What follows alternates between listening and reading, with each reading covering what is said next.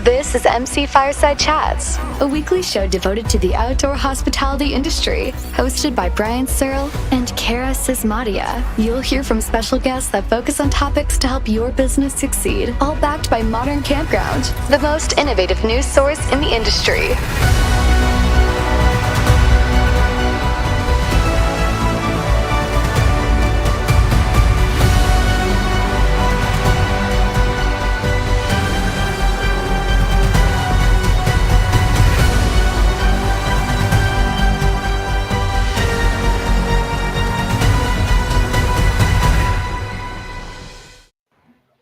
Welcome, everybody, to another episode of MC Fireside Chats. My name is Brian Searl with Insider Perks, here back, as always, finally, from like 7.5 years since she last has been here, Cara Csizmadia from the Canadian Camping and RV Council. I thought you quit on us. I legit did. Yeah, I just disappeared, went into hiding. No, I was at the cabin in BC. Fortunately for me, there is no Wi-Fi or cell reception or any of those things there. So when I go there, I truly get to take time off, and no one can reach me, even if they try. It's awesome. It's a good perk. So welcome, everybody. We're here for our Campground Owner Show normally that we have the third week of every month. Mr. Mike Harrison's here from CRR Lifestyle. Joe Duemig from At My Community. Simon Neal is here with us as a special guest. And I think we're supposed to have one other person here. I don't know if Sean didn't show up or not, but hopefully he'll make it here for the show a little bit later. Before we get started, I do want to thank our sponsor for today's episode. If I can find their little overlay thing, I believe it's Firefly Reservations. So they are an easy campground reservation software for RV parks and campgrounds, big and small. We got a brief little video we're going to play for them real quick, and then we'll be right back for the show. Just shout out to Firefly Reservations. Did you know most campers prefer to reserve online? Are you missing reservations? Firefly makes it easy to run your campground and accept reservations online anytime. With Firefly, you can quickly message campers, simply handle ongoing reservations, and automate emails and payment processing, giving you back time to run your campground. You can start your free trial today. No credit card needed. Visit fireflyreservations.com to learn more. All right, guys. Thank you again for Firefly. I really appreciate you guys sponsoring it. If you want to learn more, check out their website. What are we going to talk about today, guys? Lots have been happening. We're right in the middle of summer, busy camping season again. You take it away, Cara. Like, you should lead this show. Yeah, I got a nice vacation. Well, I'd love to hear how things are going for everybody. It's I've been away for a couple weeks. How things been? I know I have been back since Monday, and I'm hearing some great things from some parks up here. Some of our big events, Calgary Stampede and lots of music festivals and all of those things are back finally for us up here in Canada, and so that's having a positive impact on a lot of our member parks, which frankly there's been some concern the last couple of weeks about we've been talking lots about gas prices and inflation and all of those things, and that really kind of potentially having some impact on reservations and stuff. So these events and stuff coming back has been really positive, I think, for those parks who are walking this interesting journey right now with trying to balance all of that stuff. But I'd like to hear from really, I guess, Mike, how are things down there for you guys? Well, we're actually in slow season because, the death of the sun hits all of our properties. But it's interesting. We're up slightly in revenue over the last couple months, year on year. We're up considerably in July. However, the mix is very different. So we saw a lot less of the short-term transient guests, and actually we have more bookings for long-term seasonal, which isn't surprising considering, obviously the gas price changes and all the articles you read about, people canceling their destination trips. And we are a short drive destination mostly for LA and Phoenix and some of the other locations. So it's good. Clearly, a lower ADR doesn't help. The longer term, but the pace, for the rest of the year and actually into Q1, which is our season, has been healthy. So we've had this cautious approach the last couple of months with gas prices, kind of saying, short term, but long term will be okay, and that's kind of what it's been. So not really any surprises from what we thought maybe 60 days ago. It's kind of played out that way. Yeah, no, I agree. I think it's obviously just the dynamic right now is interesting. There's been a fascinating kind of shift in length of stay and those kinds of things that's unique to watch. I think we should have Simon introduce himself real quick, because Simon is our guest. He's here not as a regular participant, although maybe he ends up wanting to be. You never know. From Europe, runs a super cool company called CampMap. Simon, do you want to introduce yourself and just tell us a little bit about what you guys do? Yeah, so I'm British originally, but I've been living in Croatia now for around 10 years, which is a real camping super hotspot in the European market. And yeah, 2 years ago, I founded CampMap, which is a startup that has a mission to map in super fine detail all of the campsites in the world, and then share all of that information with as many people and companies as possible to help make the industry function better and improve guest experience. So when you say super fine detail, what does that mean? Because we obviously have seen all the different companies who do like 360 tours and then site maps from satellite Yeah. views and drawings. And so what does it mean for you?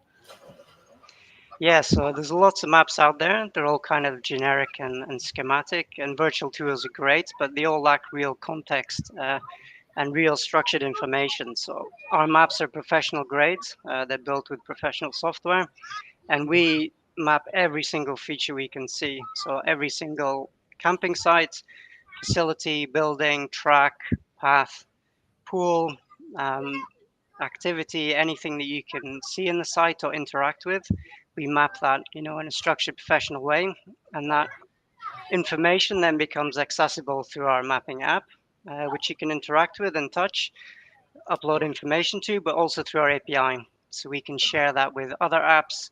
You mentioned virtual tours.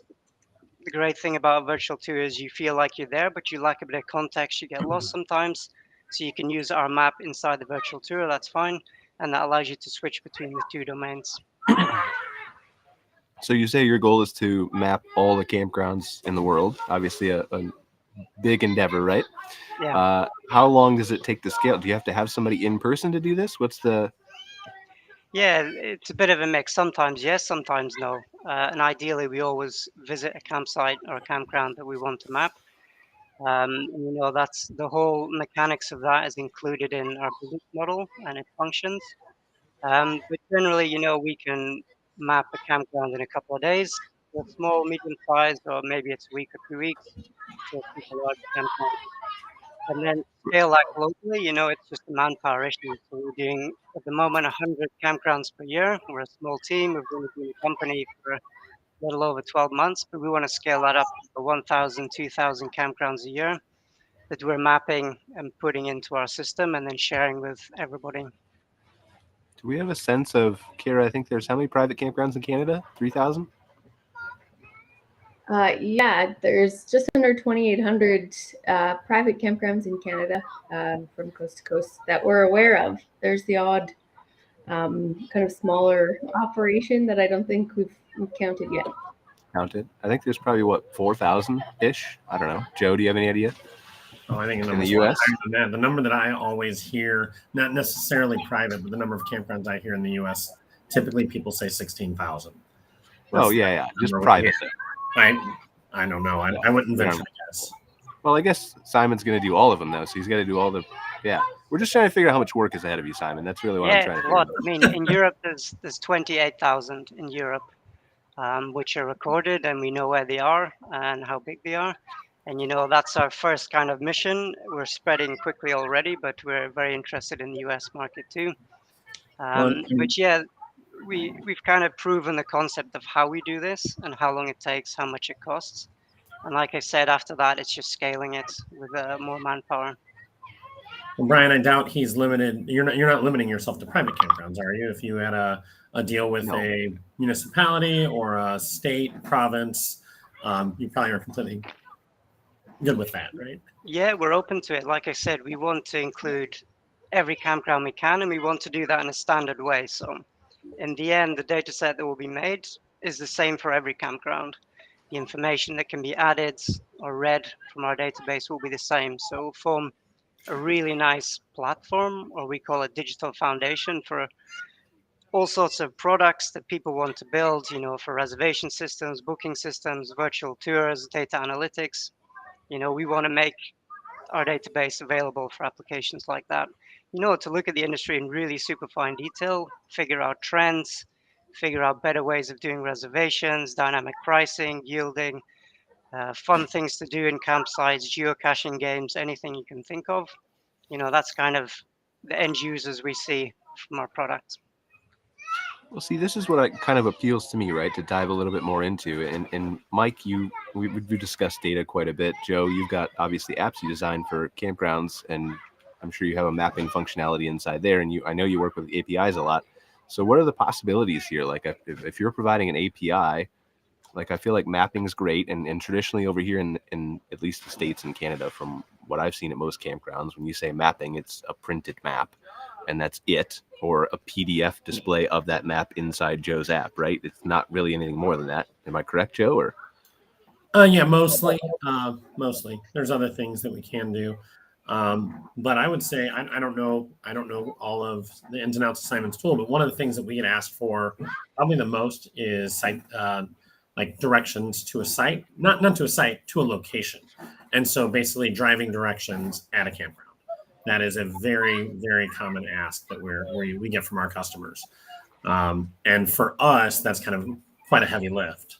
And so if we can integrate with a product that does that, that is a large positive to us. So driving directions to the campground itself? No. Driving directions or walking directions to, I'm at my site or I pull up my app and I want to go to the bathhouse. How do I walk there without walking through someone else's site? Okay, that's cool. That's actually a very common ask that we get from campground owners. Yeah, so that's one of our asks, and we've solved that problem. So as soon as our map is made, from your smartphone, when you arrive for check-in, you can get a QR code that's going to give you GPS navigation directly to your site, or you can search toilet, shop, restaurant, and it will take you anywhere you like. Just like Google Maps. Do you want to share one, Simon? Like you can share your screen if you want. I feel like we're just talking about it, and it would be cool to just see it. Yeah, sure. Just give me a second. I agree.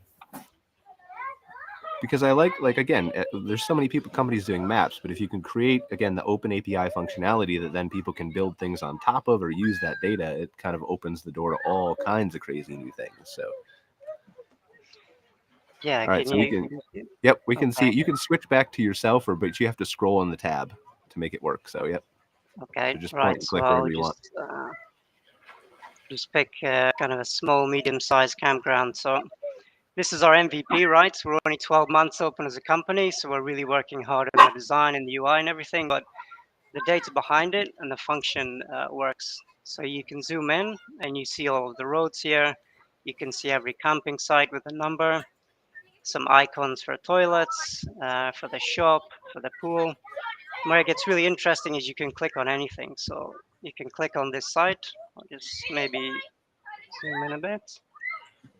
Okay, and then you get basic information, the pricing tier, the size in square meters or square feet. And then you can click and you'll see a 360 photo. You can look around the site completely, see where the shade is, and go back. And this works for any facility inside the camp. So here we have the pool. We can go to more details. You get another picture. Or you can click on a 360 photograph. And then, of course, every single feature, you have a go-to button, which you can click. Okay, I'm not actually in the campground, so this is maybe going to be a bit wild. See where we go. Okay. So yeah, it's taken the closest point in Earth to this campground, and then it's showing me, I need to walk around here to get to the pool. Or if I'm walking, I can go a shorter route. So GPS navigation is working. Adding data to any feature in the campsite is working. All of these features are super accurate. Exactly where they are in real life is what's shown on the map. And, we want to expand to almost any amount of information, whether it's pricing, reservation information, opening times, restaurant menus, whatever. You'll be able to input this into your own map and manage this yourselves as a campground. And then, of course, you can input, you can drop this map into your own website as an iframe, or use our app, or connect through the API to access all the data that way and do whatever you like with the maps. So I have a question. I'm probably your customer in a way. So, you know, if I think about somebody like Campground Views, At My Community, you know, your company, how do I sift through the multiple options? Because what I hear is I need 3 separate apps or programs at least, right? And then my head goes $, $, $. How do I figure out, you know, how many should I use? Which should I use? Which is best for me? Because what I look at is, you know, is this cool to have or is it a need to have? And then how do I figure out which one to select? And Joe can answer that too, because it's the same, you know. Well, I'll say coming from my end, we're not the same product. We have Right. a smaller sub feature that does some of this, but we can't, and I don't see us ever being able to ourselves doing the end-to-end point-to-point directions. And I'm sorry, Joe, to interrupt. I should have clarified. I meant all of the add-on features from online platforms. Your At My Community, which is obviously the website skin or app skin, I guess, a better way to put it. You know, Campground Views, Simon's product. How do I sift through what I need and what I should spend on? Okay, I'll answer it. Nobody else wants to talk. I think it's really just an ROI perspective, Mike. I think it's just, and that's going to be different for every campground. And it's not always ROI from a, does this get me more reservations, but does this get me more happier guests who leave better reviews, who spend more money, who come back more weekends out of the year, who do whatever, right? And so I think it's going to be different. Do you have a large subset of people who are asking for the enhanced features that Simon's map offers? Do you have a large subset of people who are like, I wish you had an app at your campground. It'd be super cool to find activities. Do you offer activities? Or are you just more of like a stop overnight type journey that might not need an app? So I think that's probably a generic form of an answer that I think you're asking. Is that right? Yeah, it is. And I think it's, you know, we're going through those processes right now to determine, you know, Campground Views or Camp App or CampMap. You know, do we need an At My Community, or is our website good enough? And trying to understand, you know, what that, like you said, your ROI is, you know, and what we need versus what would be cool to have. How does that help us grow, you know, our functionality? So I know from our end, we surely haven't looked to see how the ROI of a product like Simon's or Campground Views or Campsite 360 or any of the other 360 tours. But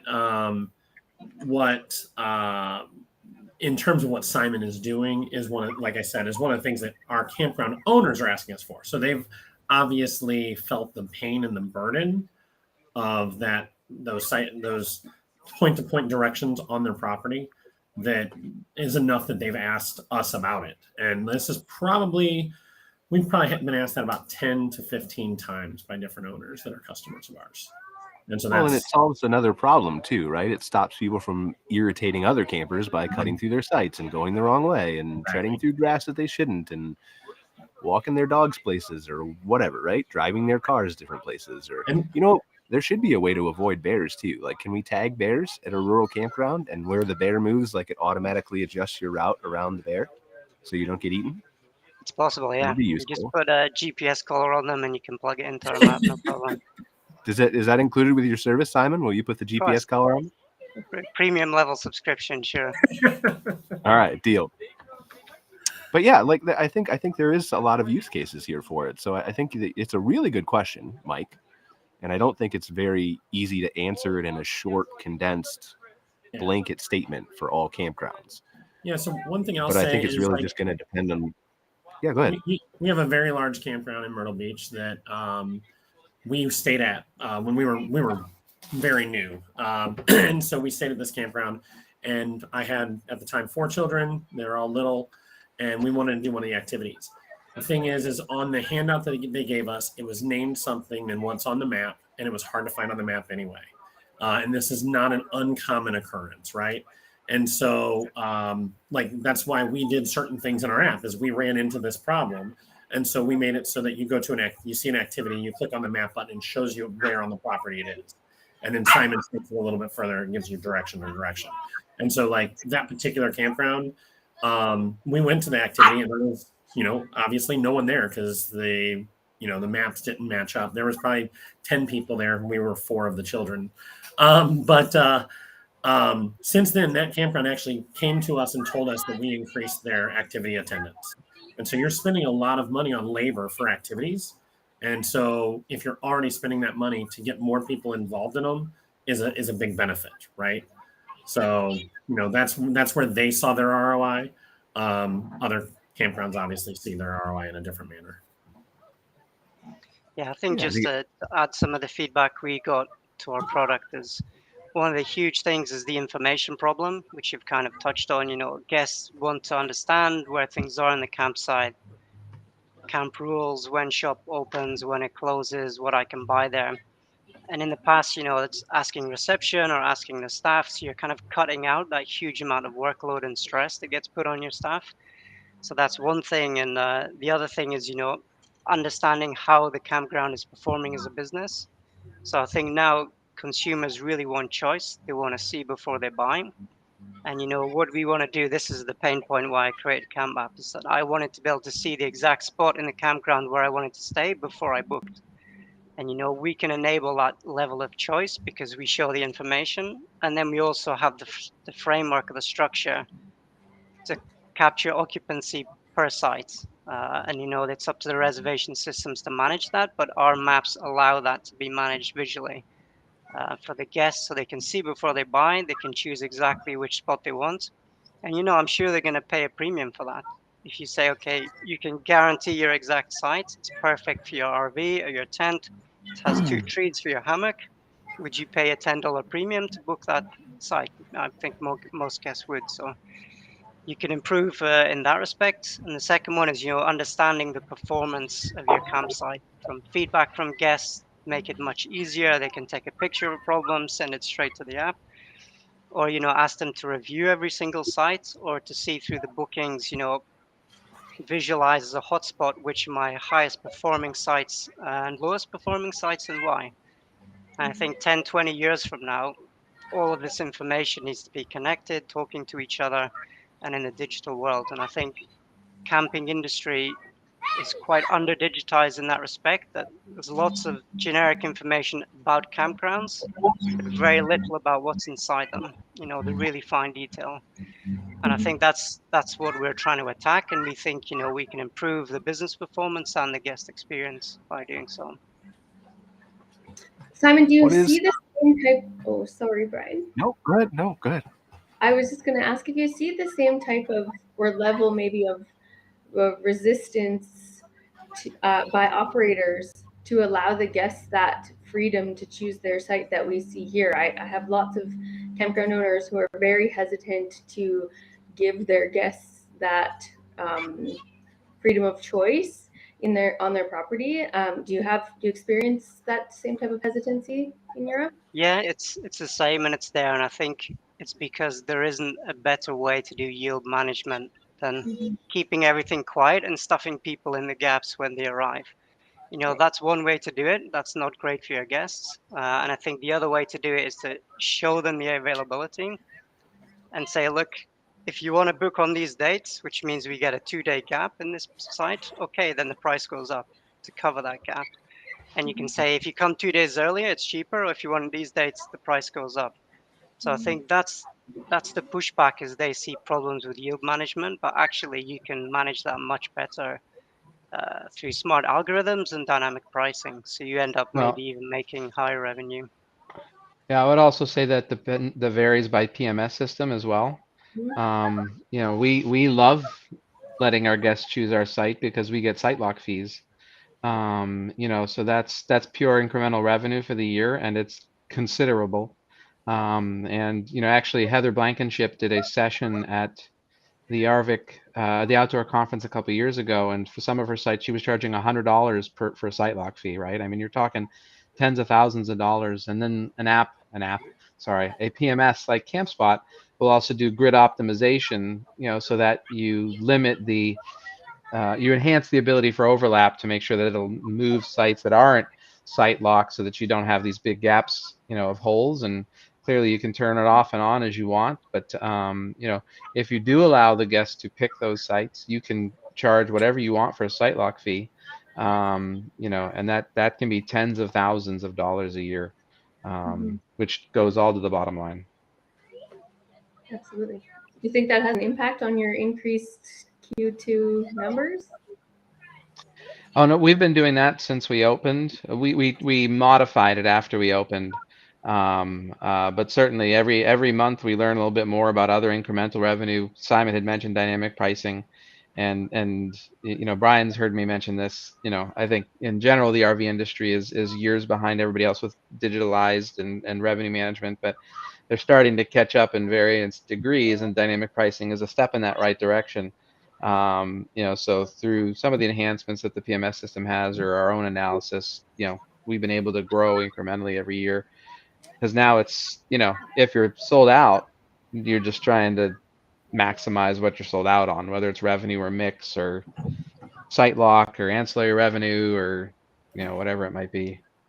Well, and we talk about it, and I think everyone agrees that the industry as a whole is a little behind technologically, but it's kind of funny that we've kind of, the industry as a whole has kind of jumped over what some of, what a hotelier does, because they don't have room lock fees too much. I mean, there's some boutique places that have something like that, but that is not, dynamic pricing is extremely common. I mean, that's what they do, but they don't have locking in your room at most places. And so that's kind of where it's kind of jumped over that in that one technological place, Yeah, no, I will say what is fun for me to see, coming from 25 years in the lodging business, is that the RV industry has all these startups popping up, App My Community and CampApp and Campground View, and it's fun to kind of, in some ways, they have eclipsed the hotel industry and some of the innovation and uniqueness and offerings of what you can do. And mainly because there's not so many restrictions with brand requirements like a Marriott or Hilton or some of those things where you can integrate a lot more easily with the APIs. But it is definitely fun to see the camping world in many aspects eclipse the hotel world in the innovation side, which is pretty cool, because there's really very, very few hotels in the country and the world that have that level of detail like your app has, Simon, your map has, or Joe's app. So it is pretty cool to see how it's going. I'd like to. Okay, so let's propose this. Let's just throw something out there and put everybody on the spot. Simon, first, I want to know how much does this typically cost? And I guess if you don't know the conversion, that's fine. We'll convert it later. But in euros, it's fine. But how much does it cost a typical size, medium size campground or RV park to get one of these maps done? Yeah, so we charge per site. So if it's 100 sites campground, it's one price, and if it's 200, it's pretty much twice. We charge around $5 per site at the moment, and that's for an annual subscription. We have 3 levels, so that's kind of down the middle price. And then we have an onboarding fee, which covers, the first time we need to create the map, which is the highest amount of workload. And then it's, that maintenance per year. So it's pretty cost effective. I mean, we're selling pretty well, and I think the value kind of is seen by the campgrounds we have.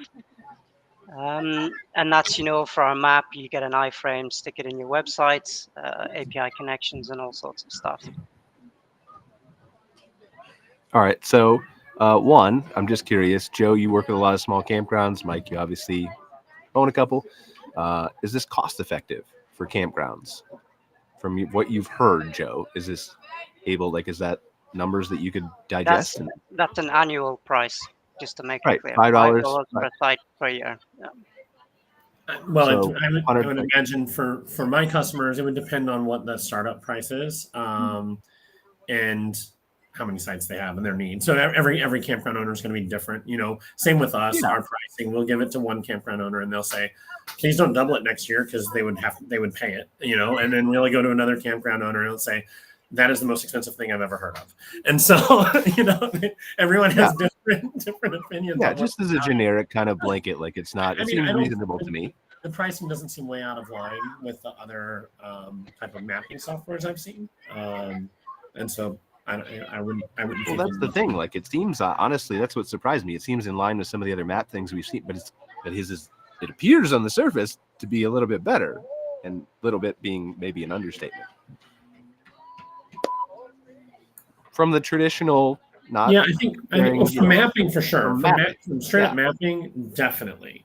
Right. But as Mike was saying, you have your trade-offs, right? Of your what you're focusing on. Is it the map? Is it the 360 views? And then are you paying those together and doing both? And then how do they work together, meld together, and how they look?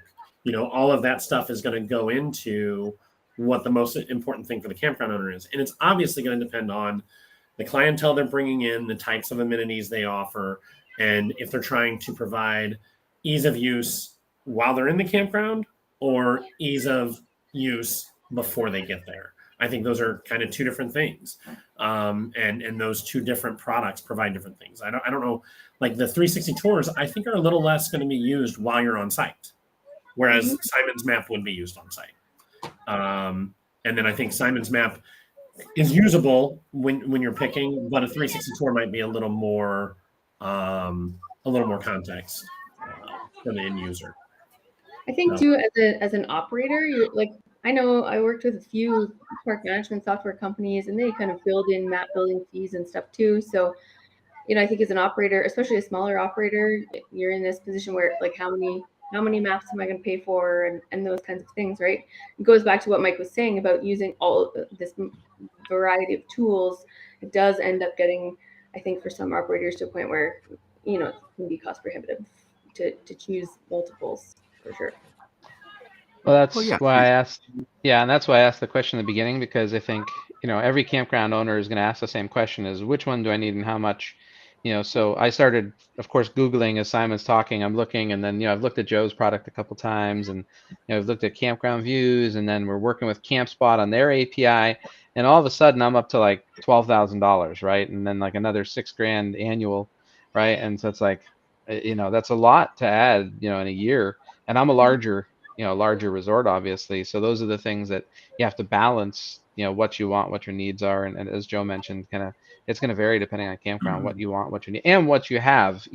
If somebody doesn't have a PMS like CampSpot and they've got something with less offerings, it doesn't have a good map already, or doesn't have site lock fees, or doesn't have, pictures, or, isn't working with a great marketing team like Insider Perks, that's certainly going to be something that's going to be head and shoulders, above what they have.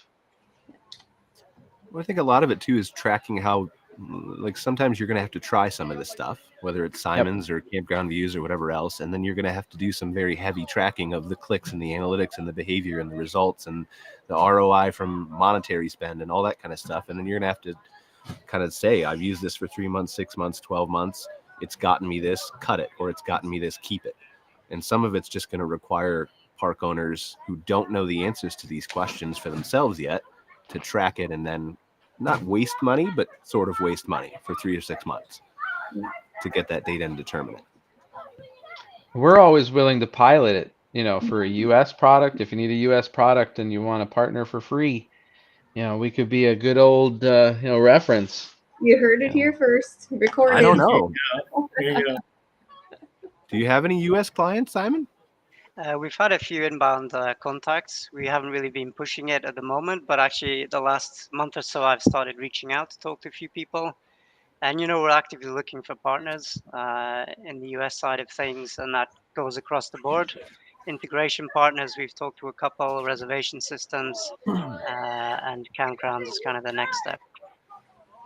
I feel like probably we could help you, Simon, if we saw like a better demo of your product and got to understand it, things like that, right? Because it looks appealing on the surface.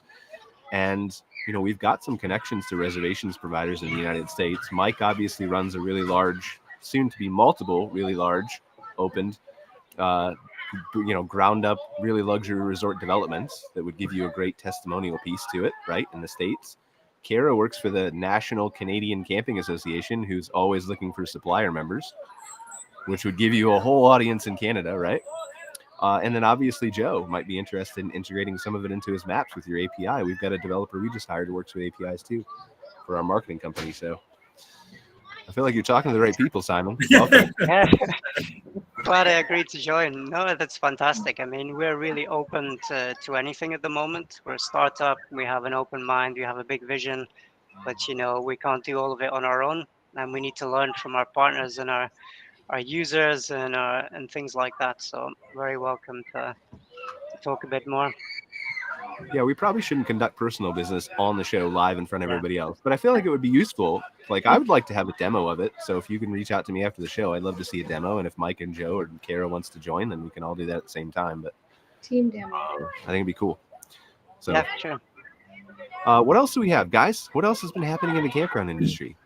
Well, I just got, I don't know about what's happening in the campground industry, but we were gone the entire month of June camping. And actually, we leave again tomorrow to go camping, that's a small weekend. But month of June. And, sorry, Karen? Said life's rough. Hey, Joe. Sometimes.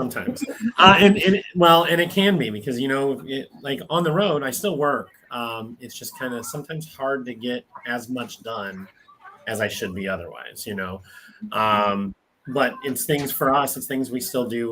We have clients that we want to visit. We have potential clients that we would like to see as well.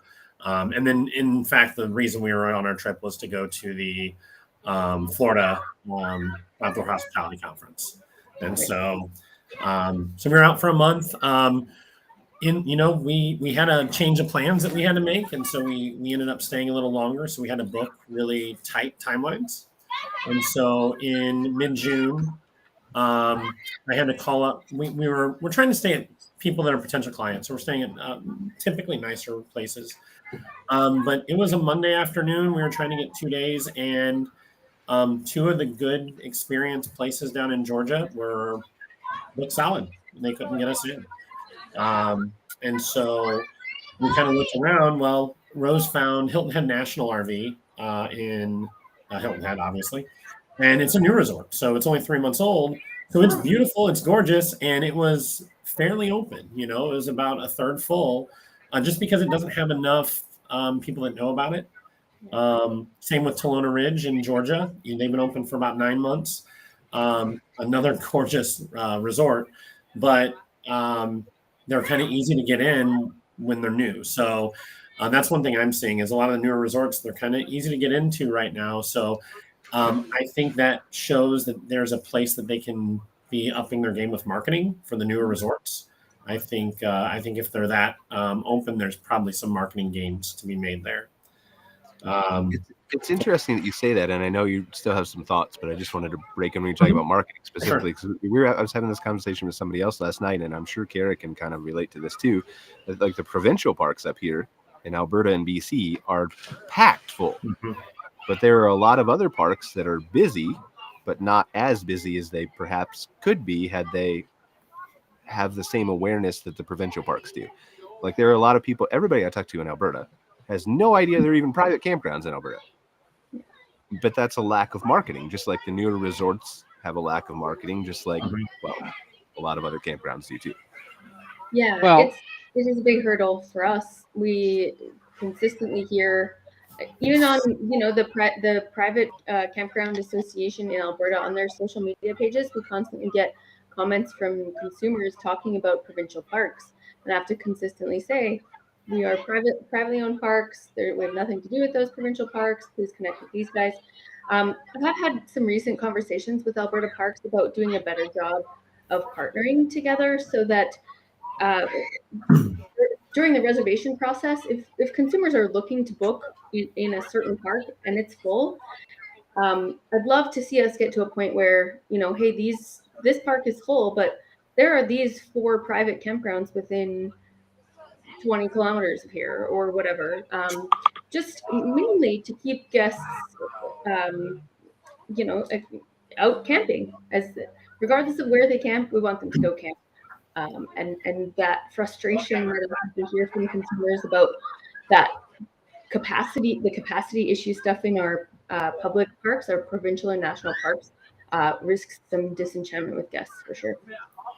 Yeah, and the provincial parks then also, a lot of them probably have day passes and offer other amenities. And the whole point of having provincial and state parks is for people to go and experience the outdoors.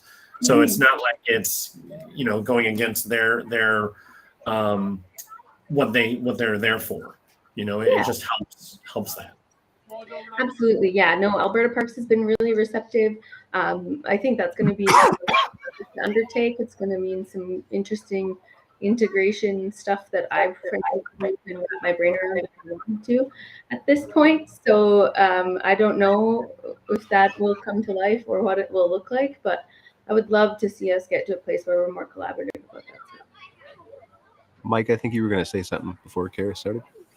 Yeah, I mean, I think, I live my life currently in the world that Joe's describing, as we're opening up another 3 resorts in the next, 4 to 6 months. And, the other resort is now, I guess, a few years old, but went through this. And I've probably visited, I don't know, 50, 60, 70 RV parks in the last year and a half of varying age, varying size, varying condition.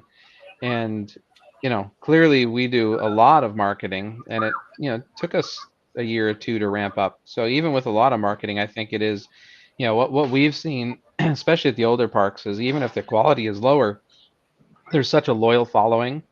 People come back to the same place every year, or they've got a lot of annuals, or seasonals that, been there for 5, 10 years. So I think some of it's, like to Cara's point, education. I think some of it is as these global booking sites continue to grow, where you can, like an Expedia, but, whether it's one of the other 10 or 15, Campendium or Good Sam or any of these other ones where you can search for a park and look for availability, that will help. But I do think it is just going to be, year to 2 year ramp time, for the new, and that's what we have built in on our time frames. And I mean, Joe, I've been to that, that park you mentioned. Obviously, it's right by our resort. I've been there a couple of times, and we were surprised by the vacancy as well.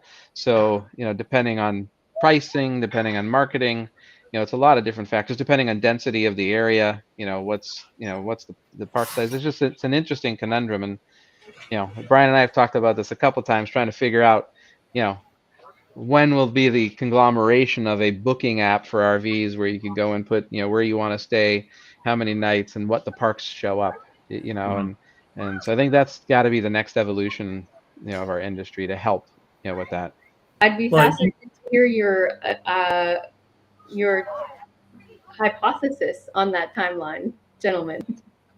Well, honestly, like, it's really not that hard to do if you have companies like Simon, like CampSpot, like anybody who opens their API.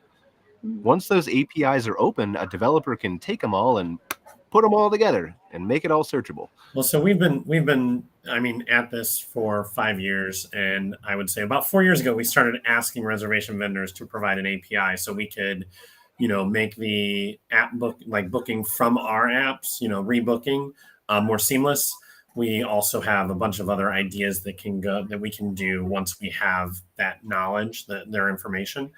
And so we've been asking for 4 years for that type of thing. And so now I would say so we've been asking them, and they say, well, our campground owners aren't asking us for that. I would say in the past year or two, the campground owners are asking us, well, do you integrate with them? And we said, well, this is the only thing we can do. We can go out to their website. So you can rebook. You rebook on their website, and it pushes the link. But now that campground owners are asking for it, they're starting to provide them. CampSpot just has a new API that came out. Other vendors are starting to add those on. And then what Mike is talking about with the booking sites, there's Spot Tonight that's they're working on something to make that happen. Book Outdoors is working on something to make that happen. We'll see. It hasn't been released yet. So those are in the works. There's people trying to make it happen. So I think I don't think the timeline is actually as long as I probably would have thought it was 4 years ago, when none of the vendors had APIs. And so I didn't know that it would be now. I thought it'd probably take a little bit longer. Yeah, it just takes consumer demand, right? And the word integration changes. 4 years ago, do you integrate with CampSpot means to us, can you put a button on the web? Well, of course I can. What are you talking about? Yeah. But now it means API. And so It's interesting how that changes too. Mm-hmm. And back to our previous point, I wasn't saying they're doing a bad job of marketing. We were there on a Monday. You know, seasonality and time matters. So we were there on a Monday. It's summer in, you know, southern South Carolina. And so, but I was just saying, you know, there's opportunities there, right? Because if the ones that are kind of on par, the similar resorts that are full, you know, there is a marketing opportunity. What it is, I'm not sure. That's Brian's job. But there's definitely one that's there. And the last thing I was going to say about our trip, unless you want to take questions, was I sent an email to Mike, actually. So we were driving up through Savannah, and I saw a sign for their new property. Is it Savannah Oaks? Savannah Lakes. Savannah Lakes, sorry. And as I was driving, I saw the sign, and I said, that branding looks very familiar to me. And so I had Rose look it up, and sure enough, it was one of their properties. I thought when I said it looked familiar, I thought it was their property, it's a different logo, but just enough that you know what brand it's from. And so I thought that was really nice. Awareness stuff. Yeah, it's so good. Yep. That's and I Mike's didn't even know, vision, but our design. So. Oh, I know. Gotta take the credit, hey? There you go. So, Brian, sorry I did not CC you on that email. Congratulations there. Thank you. Well, that validates my branding speaker cred at the Canadian Outdoor Conference. So. Yes. There you go. Absolutely agree. What else is new in Canada, Cara? You haven't been here in a while, so what's come across your desk? I was going to say, I have no idea what's new. I've been on vacation. Well, you've been checking email since Monday. Not really. I've been digging myself out of a mountainous hole of things since Monday. I'm updating campground listings left, right, and center, and all of those things, which just tell me, you know, I think some of our operators are maybe using this time that normally their few years have been busier to look at some of their strategies and finish things up, edit their listings in various places, and things like that. We did have Canadian camping and RVing week at the end of May that went really well, and we had some political support for that event up here. And now we're prepping for our September celebrations. We have our camping appreciation weekend in September 9th to the 11th. So we have several campgrounds signing up to participate for that event. We're raising money for care camps at those events, and parks are doing various things. We've got silent auctions and bingos and parties and all kinds of things to raise money. So there will be kind of a ramp up of excitement on social media and in our email campaigns and stuff to get more parks involved and start spreading the word to guests to start booking for that weekend after Labor Day. Awesome. I guess I'd be remiss to ask you about this. We've had a couple conversations while you were gone on the show about it, Cara, but I'm just curious, how is inflation and everything else impacting parks in Canada? We've talked about it in Europe and we've talked about it in the States while you were gone, but. Mm-hmm. I think obviously there's the same things that I'm sure everyone is dealing with. Costs of product, everything you use has gone up. And so that's translating to some park owners I've talked to talking about relooking at their rates and things like that, which is a tough conversation to have right now when gas prices are kind of through the roof. And, you know, I think that dynamic is interesting too. We have certain areas of this country where Alberta specifically, where the provincial government has been supportive about fuel rebates and removing the provincial portion of the gas taxes and things like that to help ease some of that burden off of Albertans. And so I think we're seeing that translating down into, you know, more Albertans camping than maybe in some of the other spots. And so that's probably valuable. But overall, I think I have to say, I have had several communications in the last few days since I've been back, specifically asking me about trying to connect with potential investors and exploring the idea of selling parks. And so I don't know, it would be pure speculation for me to say that that's in relation to any of this stuff. But, you know, I think some of that financial burden, plus, you know, we're looking at the Bank of Canada just raised interest rates quite a bit. I'm sure that's impacting some of our members and their bottom lines too. So it's a broad issue. I think all that doom and gloom aside, we do have this really fortunate position in this industry where we kind of have the ability to continue to harness campers long into the future who maybe will just travel a bit less far, and that will motivate them, I think, to re-strategize branding campaigns and marketing and stuff like that too, to more of a local flair or whatever. But I always say of all the people I know, campground owners and operators are the most adaptable, in my opinion, on the planet. And so I have confidence that they'll pivot and do whatever, pivot, that famous word, do whatever it takes to kind of keep rolling. And if not, we'll see some sales. I think there's some big shifts happening up here. Lots of bigger groups looking to purchase some properties, existing properties, and develop some new ones. And that's going to change all of this conversation, I think, as well. And the way the market goes, that's going to set a lot of consumer expectation for certain things like just high level kind of resort level expectations. And that has all kinds of waterfall effect too. So it's going to be an interesting couple years, I think, in this industry, which, I mean, it's been an interesting past couple years. The next couple are going to be fascinating too. Always fun and interesting. But yeah, I mean, I think adaptable certainly. And to be honest, it really fascinates me sometimes, going back to marketing just for a second, how varied some of, I think kind of the campground industry is one of the most, I don't know, different, if that's the word, from one park owner to the next, both in their goals and their styles and what they want to do and how they want to deploy it. And all, like we were driving here yesterday. We're up at Lake Shuswap or whatever, which is in BC. And we were driving around and seeing all the RV parks. They're literally right on the lake that don't have good entrance signs, that don't have appealing entranceways, that could just do a little bit better marketing on the ground and whatever else. And but going right here is, but I'm not saying they should. So this is right. my whole point, right? Maybe they don't want to, and that's okay.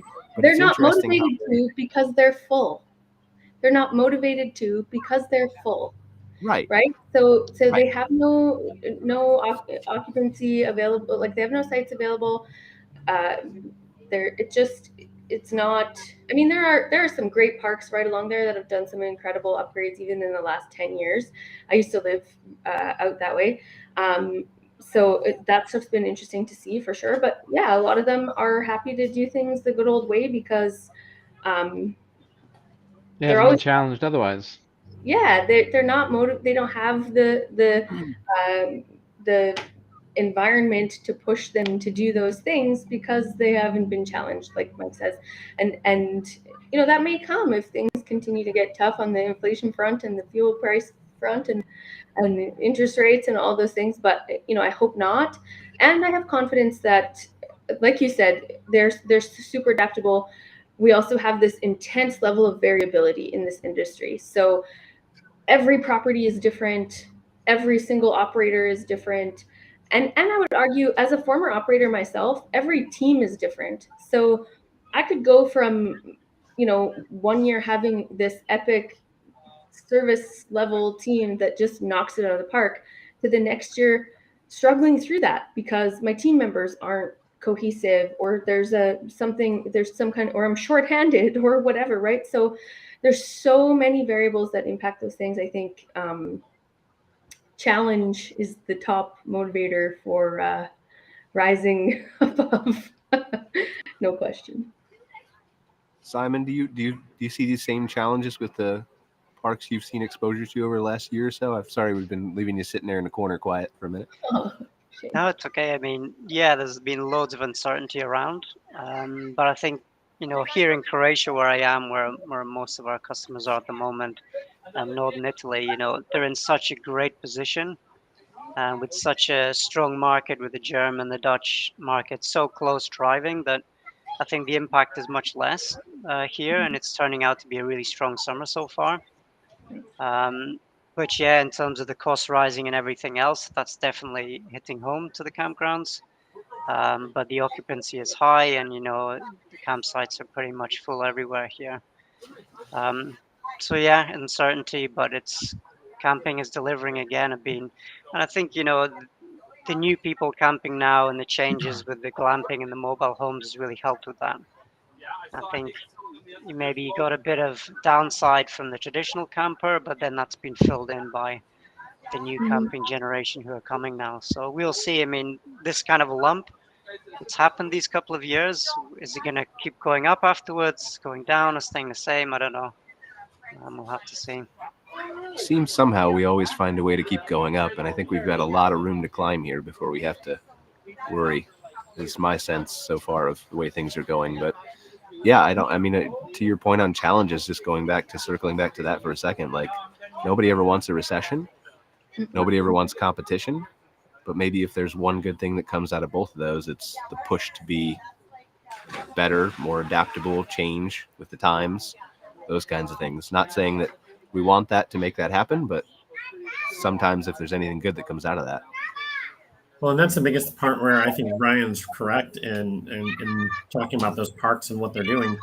And, if they're sitting on high times now, when there is, and they're not reinvesting at all, when it comes to a low time, well, now they're down in revenue.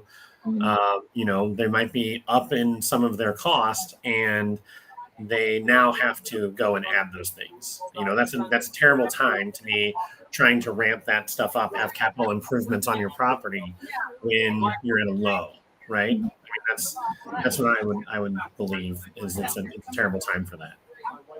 I think a lot of the campgrounds have been, I don't know, lucky or smart, but it was a huge amount of investment, I would say, the last 2-3 years that I saw everywhere, every single campground I've been to with the glamping and mobile homes. And that kind of just happened before this dip. So now they're kind of reaping the rewards of that, which is pretty lucky or smart, one of the two.